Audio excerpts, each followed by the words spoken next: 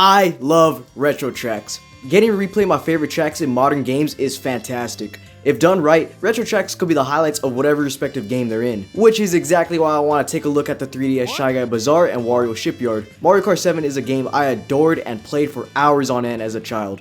So, naturally, I alone am qualified to see if these tracks have been made better in Mario Kart World. We'll take a look at the following criteria, which are the tracks themselves, how they fit in the world, and finally, if they really were improvements to the originals. Now I want to make it very clear that these are my opinions, so if you disagree, first off, you're wrong. But secondly, let me know down below what you guys think of these tracks. So with that disclaimer said, let's start off with the less controversial of the two, Shy Guy Bazaar. Acting as the second course in the Flower Cup, Shy Guy Bazaar would only be played once because of intermissions, so instead we're going to take a look at the versus race counterpart for this next section. Anyways, let's cut to the chase. Shy Guy Bazaar has had a massive glow up compared to its 3DS counterpart. But how so? Let me introduce you to rail grinds. The rail grinding mechanic alone is what justifies this remake, but before we get to that or anything else, let's break down the track layout itself. You'll start out by driving towards the gates of the bazaar, where you can see rail grinds to your sides, as well as Daisy's palace in the background. More on that later. You'll take a right turn after the first item boxes and end up driving within the bazaar, where you have a few options. Either you could drive on the lower path, ride atop the high path, or ride on the many grind rails scattered all throughout, which speaking of, there are so many in this track. If you understand how to use them, they could be used for some insane shortcut potential, which is what makes this remake specifically so much fun to play. Getting back on the main path, you'll take a right after going past the bazaar into the next set of item boxes. This leads into a sharp left turn into the pots laying around in the middle of the track, where you can even see one of the pots slowly moving around.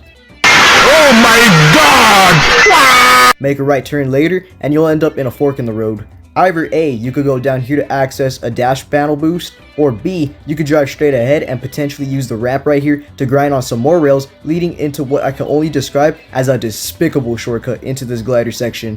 Alternatively, you could use the grind rails here to access these grind rails off to the side for, again, another shortcut. Seriously, with all these shortcuts laying around, you're almost guaranteed to never get bored playing this track. Whatever you decide to do will ultimately end in a glider section past a singular Shy Guy on a magic carpet. Not gonna lie though, I miss when there were more Shy Guys in this section, but after this, you'll land and turn left, and from there, that's basically the end of the track. Again though, with how much grind rails there are so much routes I didn't even get to cover, mainly because I can't do them. But you get the idea. Theming wise, Shy Guy Bazaar acts as the game's more unique desert track with a more Arabian vibe. There are also elements presents which actually hold up the Mario Kart banner, which I think is really cute. That's not all as well. Shy Guy Bazaar has now been converted to be a part of Daisy's Sarasaland themed palace, with this entire area of the world being themed around her. Speaking of that palace, if you play the intermission between Airship Fortress and Shy Guy Bazaar, you could actually drive through it, which is honestly so damn cool to do. While I won't cover every secret to find in free roam, Shy Guy Bazaar is in my opinion one of the more fun areas to explore, especially the P-Switch missions, where you have to glide all over the bazaar. The music for this track also slaps extremely hard, and I'm glad that this track finally got a new remix. So to wrap things up in a nice bow, yes, I believe that this track is indeed superior to the original in almost every way imaginable, and it more than justifies its existence in the game. Now, let's discuss the more controversial of the two tracks, Wario Shipyard. Oh my god! Before we do that, this video is going by pretty fast, so I'm just gonna say like and subscribe, and okay, I'm sorry, let's move on to Wario Shipyard for real. Acting as the final track of the Star Cup and located within the far east side of the map near the snow region of the game, Wario Shipyard, from a graphical department at least, is by far such a phenomenal looking track.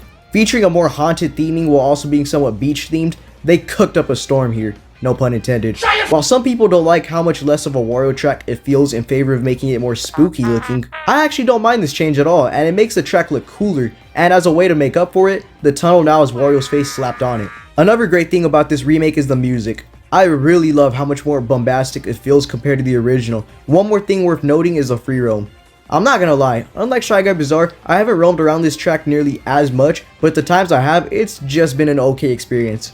That has nothing to do with the track layout, but rather the main gimmick of this track, water riding. Some of you may have caught on that up to this point, I've been somewhat avoiding actually talking about the track gameplay. That's because, for better or for worse, you don't drive underwater anymore like in the original.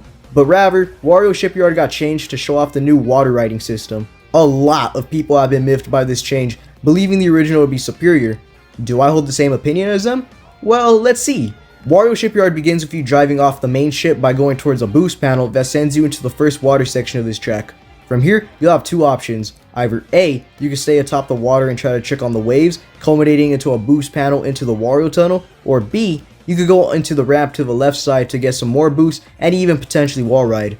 Either way, you'll end up driving through the Wario tunnel before turning right to an open water area. From here, if you turn right, you could either drive through the water, which you probably wouldn't want to do, or you could go up this ramp and potentially wall ride into an even higher shortcut, completely going past this water section. If you charge a jump earlier, however, you could actually ride this rail, get a boost off the palm trees, and if you have a mushroom, you could cut through the piece of off-road. This is honestly one of my favorite shortcuts in the game because 1, it's one of the few I could do, and 2, with how much time you spend trying to trick off the waves in the water, it's cool to have an alternative route to take that's not impossible to do either. It's worth noting that in the original version, this section was one big underwater area with pipes that would push you off the map. While I can understand the perspective of someone who liked this better than the world version, I think the more options and shortcut potential, while not for everyone, is more fun to realize and as a result play through. This continues into you driving past a swinging ghost anchor and into the half-sunken ship, where from here you'd make a sharp right turn alongside some cool flames. If you had went far right though, you could have gotten up top an even higher platform where you could have tricked above a hole in the ship. From here, this would lead you into a canyon that would shoot you out into the final water riding section with wooden poles as slight obstacles in your way.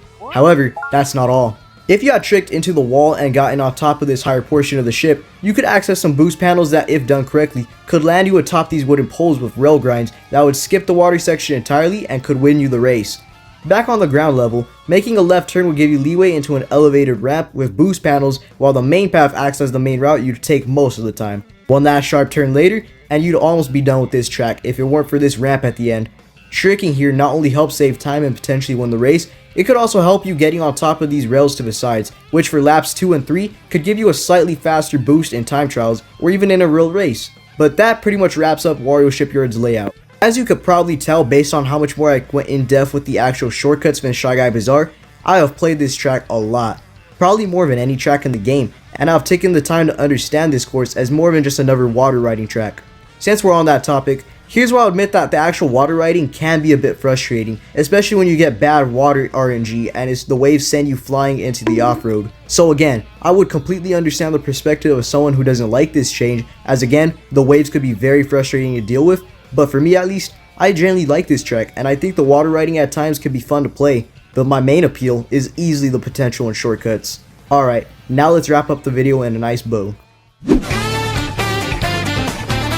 To give my overall thoughts, I think the 3DS tracks that I reported over to Mario Kart World were excellent choices. They justified their presence in the world by showing off the new gimmicks very well, and finally, even if it's a debate for Wario Shipyard, I think that yes, they were improvements over the originals. Thank you guys so much for watching. Like and subscribe for more Mario Kart World analyses. At 5,000k, I'll rank every cup in the game, and I'll catch y'all later. Bye bye. See you later.